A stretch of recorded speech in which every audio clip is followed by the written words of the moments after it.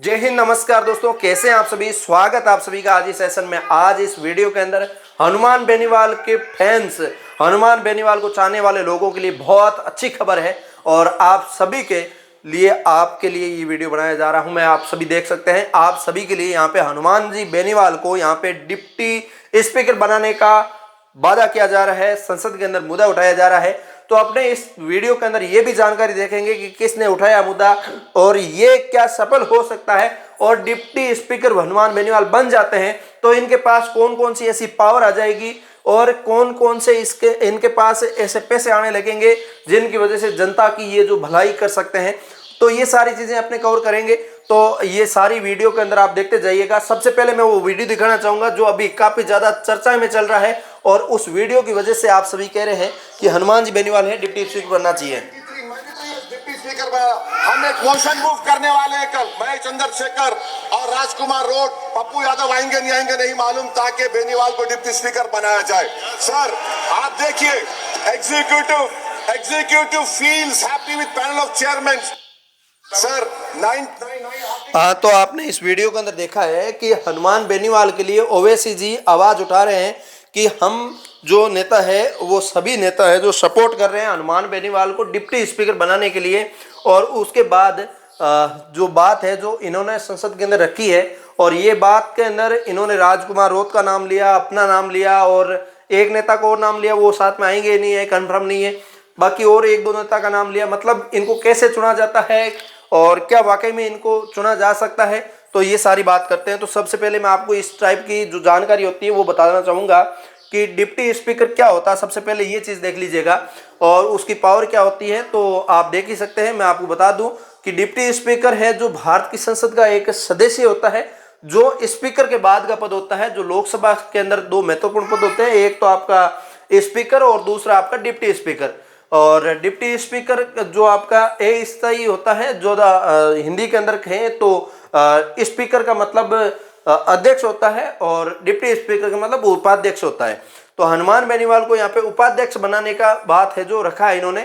और ये जो काम होता है जब स्पीकर अवेलेबल नहीं हो और स्पीकर अवेलेबल नहीं हो तो उस समय जो डिप्टी स्पीकर है वो कमान संभाले। जैसे कि एक सरकारी स्कूल के अंदर प्रिंसिपल और वाइस प्रिंसिपल होते हैं, तो प्रिंसिपल जब छुट्टी पे हो उस time vice principal as a पूरा काम संभाल लेते हैं स्कूल का। उसी टाइप से इनको भी पूरा काम संभालना होता है। जैसे मौजूद नहीं होना, किसी कारण कार्य नहीं चल रहा हो तो डिप्टी स्पीकर जो आपका पूरे सदन का कार्यवाही चलाते हैं। और यानी कि सरल भाषा में कहे तो स्पीकर के बाद संसद का सबसे बड़ा पद डिप्टी स्पीकर को ही होता है।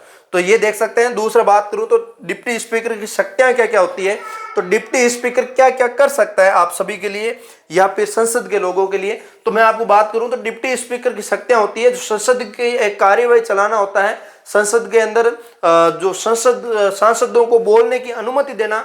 जैसे कि हनुमान बेनीवाल कई बार बोलते हैं, कई बार वो बोलते हैं ना, बीच में ओम बिड़ला बोलता है कि रुको रुको, वो एक स्पीकर है और डिप्टी स्पीकर का पद बहुत बार खाली रहता है। जब ओम बिड़ला अवेलेबल नहीं है तो उस कंडीशन के अंदर हो जाता है और दूसरे व्यक्ति को ऐसे ही बिठा दिया जाता है, तो उसको पावर दे दी जाती है। तो डिप्टी स्पीकर होगा तो उसको एज ए स्पीकर को बिठाया जाएगा। और अब इसके अंदर मैं बात करूं हंगामा होने पर नियम लागू करना, मतलब कोई फालतू की भेसबाजी फालतू कर रहा है तो उसके ऊपर ऐसी नियम ठोक देना ताकि वो चुपचाप बैठा रहे, बोल नहीं सके।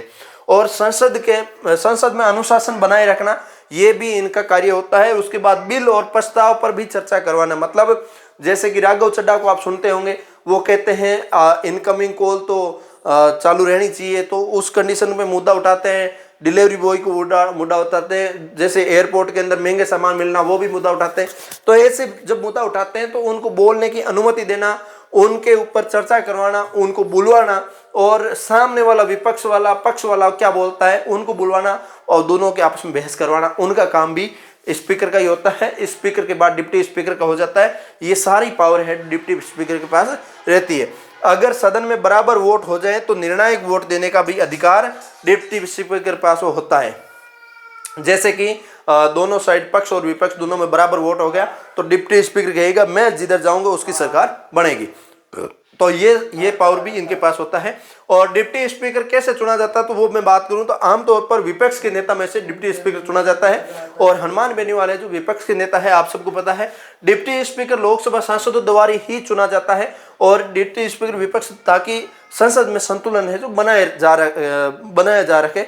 और मतलब कई बार पक्ष वाले भारी पड़ जाते तो डिप्टी स्पीकर बना होता है, वो उनको दबाने की काम करता है, वो उनको चुप कराने का काम करता है, इसी टाइप से। और इसके बाद बात करूं डिप्टी स्पीकर की सैलरी कितनी होती है, तो डिप्टी स्पीकर की सैलरी बेसिक तौर पे बात करूं तो 1 लाख रुपये महीने की लगभग दिया जाता है। उसके बाद उनको सरकारी बंगला दिया जाता है, सरकारी गाड़ी दी जाती है, फ्री की यात्रा दी जाती है, फोन और अन्य भत्ते भी इनको दिए जाते हैं। तो कुल मिला के टोटल बात करूं 2 से 3 लाख रुपए इनको सुविधा में मिल जाता है, ये ठीक है। और यही रुपए है जो उनको सांसद के तौर पे भी मिल जाता है। डिप्टी स्पीकर एज ए अलग से कार्य है वो इनको सौंपा जाता है ताकि वो संसद के ऊपर दबदबा बनाए रखे।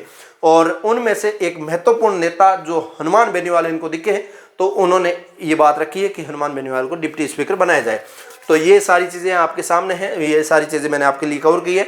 अब हनुमान बेनीवाल को आप चाहते हैं डिप्टी स्पीकर बनाना, आपको अच्छा पद लगा है तो आप एक बार लाइक से सब्सक्राइब कर दीजिए। इस टाइप की इंटरेस्टिंग वीडियो मैं आप सभी के लिए लाता रहूँगा। मैं मिलूंगा किसी नए सेशन के साथ, तब तक के लिए जय हिंद, जय भारत।